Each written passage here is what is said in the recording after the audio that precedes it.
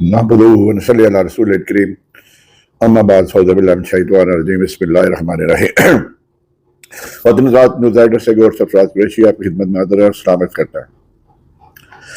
سردست دو موضوعات پہ بات کروں گا۔ ایک آپ کو کہا تھا کہ جو سیالکوٹ میں ٹراما سینٹر میں لاش کو گٹر میں پھینک دیا تھا، اس کے متعلق جو میری بات ہوئی ہے میں بتاؤں گا آپ کو۔ اس میں جو لیٹسٹ ڈیولپمنٹ ہے وہ بھی بتاؤں گا، تو شاید آپ کو کوئی بھی نہ بتا سکے۔ دوسرا عمران خان پہ پہلے بات کریں گے کہ 9 مئی میں آج جسٹس اپنا جو ٹیررسٹ جج ہے اینٹی ٹیررسٹ کورٹ کے ارشد صاحب، انہوں نے 9 مئی کے متعلق عمران خان کی ضمانت پہ ایک بڑا تفصیلی فیصلہ جاری کیا، اور اس جو ججمنٹ ہے بیل اپلیکیشن میں، اس نے 9 مئی میں جو عمران خان کو پھنسانے کا بیانیہ تھا اس کو ہمیشہ کے لیے دفن کر دیا۔ ایف آئی آر میں یہ کہا گیا کہ قذافی اسٹیڈیم کے قریب ہم پولیس والے ڈیوٹی کر رہے تھے کہ اچانک پی ٹی آئی کے کارکن حملہ آور ہو گئے، اور حملہ آور ہونے سے ہماری انہوں نے گاڑیوں کو نقصان پہنچایا، بندوں پہ تشدد کیا، اور یہ انہوں نے کہا جی یہ تمام سازش جو ہے یہ عمران خان نے تیار کی ہوئی تھی، اور اس سازش کا ہمیں پہلے سے پتا تھا کہ عمران خان یہ تیاری کر رہا ہے، یہ سازش بنا رہا ہے تنصیبات پہ حملہ کرنے کے لیے، اس سے بندے تیار کیے ہوئے ہیں۔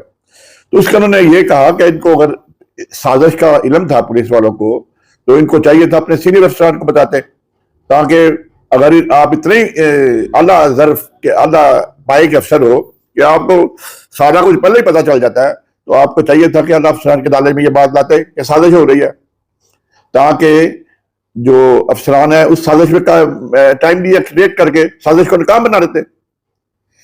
اور انہوں نے کہا اگر سازش ہوئی ہے تو پھر عمران خان کا نام ایف آئی آر میں کیوں درج نہیں کیا گیا؟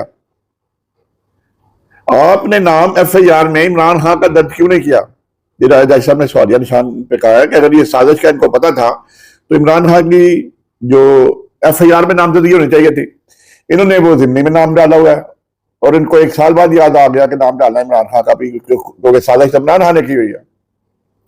پھر جج صاحب نے یہ بھی لکھا اپنے فیصلے میں، انہوں نے کہا جی عمران خان جب 11 مئی کو سپریم کورٹ آف پاکستان میں پیش کیا گیا عمران خان کو، تو عمران خان سے چیف جسٹس آف پاکستان جو اس وقت تھے بندیال صاحب، انہوں نے کہا کہ آپ اس واقعے کی مسمت کریں جو پرتشدد واقع ہوئے۔ تو عمران خان نے کہا جی مجھے تو پتہ ہی کوئی نہیں ہے، مجھے کسی چیز کا پتہ نہیں، میں تو بند تھا۔ جب 9 مئی کو وہ گرفتار ہو گیا تو اس کو کیسے پتہ چل رہا تھا کہ ملک میں ہنگامے ہو رہے ہیں؟ وہ تو نیب کی طویل میں تھے، اور نیب والے تھوڑی رسو خبریں بتاتے ہوں گے کہ فلاں جگہ یہ ہو گیا، فلاں جگہ یہ ہو گیا، فلاں جگہ یہ ہو گیا، ساری گاڑی آگ لگ گئی، بندے شہید ہو گئے، بندے مارے گئے۔ تو انہوں نے 9 مئی کا جو بیانیہ ہے جج صاحب نے اس کو اپنی ججمنٹ کے ذریعے تباہ و برباد نیست و نابود کر دیا، جو کہتے تھے کہ عمران خان شامل ہے، عمران خان کہنے پہ سارا کچھ ہوا۔ یہ عمران خان کی گرفتاری کا ریئیکشن تھا، جو کارکنوں میں غم و غصہ تھا اس کا انہوں نے کارکنوں نے ریئیکشن شو کیا۔ عمران خان تو اندر میں، جس طرح عمران خان کو آپ گرفتار کر کے لے کے گئے ہو، جیسے تو پھر ڈاکوؤں کو بھی نہیں لے کے جاتے، وہ ایک ملک کا پرائم منسٹر تھا، اور جب آپ پرائم منسٹر کے ساتھ اس طرح کا سلوک کرتے ہو تو جو اس کے فالوورز ہیں وہ کیسے برداشت کر سکتے ہیں؟ اب اس کا ریئیکشن دیکھیں نا، یو کے میں کیا کچھ ہو رہا ہے، شریف حمدی کے ساتھ کیا ہوا ہے، خواجہ صاحب کے ساتھ کیا ہوا ہے۔ خواجہ صاحب کا میں نے خطاب سنا ہے، وہ کہتا ہے جی ہم تو ان کو وہ بڑا ٹائٹ رکھا ہوا ہے پاکستان میں، اور اللہ تعالیٰ میں فتویٰ دے رہا ہے۔ اللہ تعالیٰ نے کہا تھا کہ آپ فارم 47 پہ آ جاؤ، آپ تو آ رہے ہوئے تھے 50,000 ووٹ پہ، اور آپ اس کو جو یہ جو احتجاجی ہے یہ بگوڑے ہیں، یہ پاکستان سے فراڈ کر کے بھیجے پائے ہوئے ہیں یہاں۔ بھائی جان وہ ریمیٹنس تو وہی بھیج رہے ہیں جس سے آپ کا ملک چل رہا ہے، ورنہ آپ تو کب کے ڈیفالٹر کر کے حاجہ صاحب یہ کب سے آپ ڈیفالٹر ہو جاتے ہیں؟ یہ جو وہاں باہر بیٹھے ہیں یہی آپ کو بھیج رہے ہیں کرنسی ڈالروں کی شکل میں، پاؤنڈوں کی شکل میں، جس سے یہ ملک سروائیو کر رہا ہے، اور آپ ان کو کہہ رہے ہیں بھگوڑے ہیں، فراڈ کر کے بھاگے ہوئے ہیں۔ یہ ہماری ہے لیڈرشپ جو کہ فارم 37 کی گورنمنٹ ہے، اس کی ذہنیت کہ وہ کس طرح جو اوورسیز پاکستانی ہیں ان کو بگوڑے، ان کو فراڈیے، ان کو کہا جا رہا ہے، اور وہ بھی آگے سے جو کہتے ہیں آپ کو پتہ ہی ہے۔ اچھی بات نہ وہ انہوں نے کی ہے نہ خواجہ صاحب نے کی ہے، جو ٹٹ فار ٹیٹ ہوا، اور خواجہ صاحب تو 2 دفعہ ٹرین میں قابو ہے، ٹرین میں تو زیادتی کرے گا لیکن اس نے قتل کی دھمکی نہیں دی، انہوں نے کہا یہاں چاقو بھی مار دیتے ہیں. تو دھمکی دینا اور بات ہوتی ہے، چاقو مار دینا اور بات ہوتی ہے. ڈائریکٹ نہیں کہا، چاقو تو وہاں مار دیتے ہیں لوگ. تو آج کل یہ صورت حال چل رہی ہے وہاں. اب بات ہے جناب جو سول ہاسپٹل میں جہاں یہ پارٹس جو ہے اپنا جو آپریشن تھیٹر میں پارٹس استعمال ہوتے ہیں، وہاں جو کو اسٹیرلائز کرتے ہیں، ان کو آئٹمس کو اسٹیرلائز کرتے ہیں، وہاں گٹر میں لڑکی کو پھینک دیا گیا. اب اس کی میں نے تحقیق کیا، وہ میری ڈی ایس پی سٹی صاحب سے بات ہوئی رات کو. انہوں نے کہا یہ وقوع جو ہے 10 دن پرانا لگتا ہے اور لڑکی کی لاش جو ہے وہ گل سڑ گئی ہے، اور ایسی حالت میں ہم اس کا نہیں لے نہیں سکتے، اس کا جو فنگر پرنٹس نہیں لے سکتے. ایک پھر میرے جو پولیس کے دوسرے ذرائع ان سے بات ہوئی تو انہوں نے کہا جی پی ایس ایف بھیجتے ہیں باڈی کا سی ڈی کی شکل میں. تو میں نے کہا جی بھیجا ہے کہ نہیں بھیجا؟ ابھی تک نہیں بھیجوایا گیا. بہرحال لوگ کہتے ہیں پولیس والا جو کہتے ہیں قرار واقعی سزا دی جائے گی. اس میں انسپیکٹر ایک لگایا ہوا انہوں نے، انسپیکٹر عرفان اشرف جو ہے وہ بڑا کمپیٹنٹ انسپیکٹر ہے، اور خاص طور پہ مرڈر کیسز کا تو وہ ماسٹر ہے.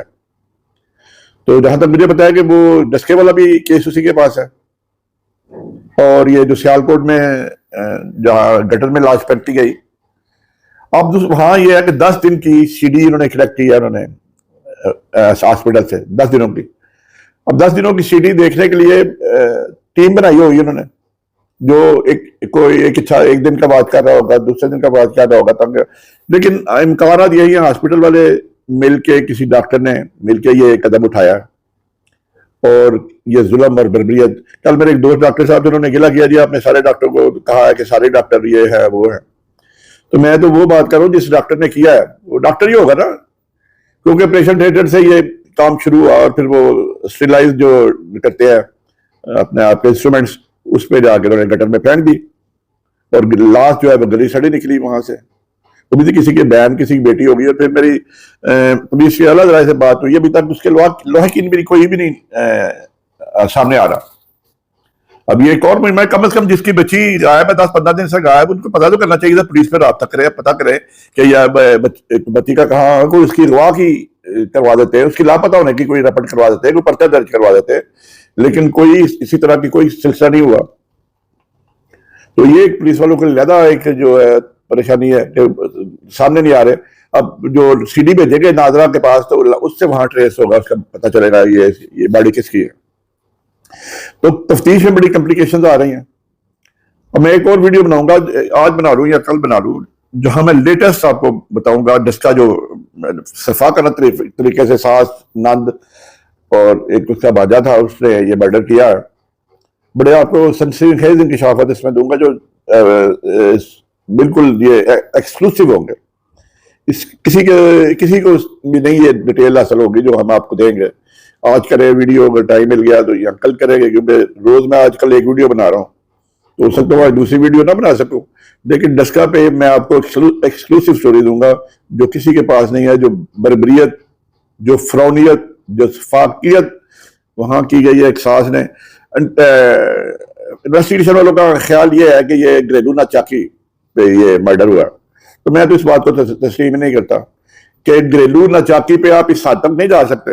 اور کل میں نے کہا تھا کہ اس کا ہسبینڈ ہوتا ہے سعودی عرب میں، وہ اصل میں وہ اٹلی ہے، اور لڑکی بھی اٹلی کی تھی، اور اٹلی کی نیشنل تھی وہ. تو وہ یہ بات ذرا تصحیح کرنے والی تھی. اور دوسرا یہ ہے کہ یہ اس کا میاں جو ہے اس کا پولیس سے رابطہ ہو گیا. اصل میں یہ اس کا جو باپ ہے وہ شبیر سے ایسے ہی ہے جب گزرا والا میں، وہ سارا اس کے پرسو کر رہا ہے. تو انشاءاللہ خاطر رات وہ ویڈیو کل یا آج کسی وقت بنائی جائے گی، اور آپ کو تمام وہ باتیں بتائی جائے گی جو آج تک میڈیا میں نہیں آئی اس مرڈر کے بارے میں. تو مجھے جو اجازت، دعا میں یاد رکھیں، یہ دونوں کا خیال رکھیں. السلام علیکم ورحمۃ اللہ وبرکاتہ.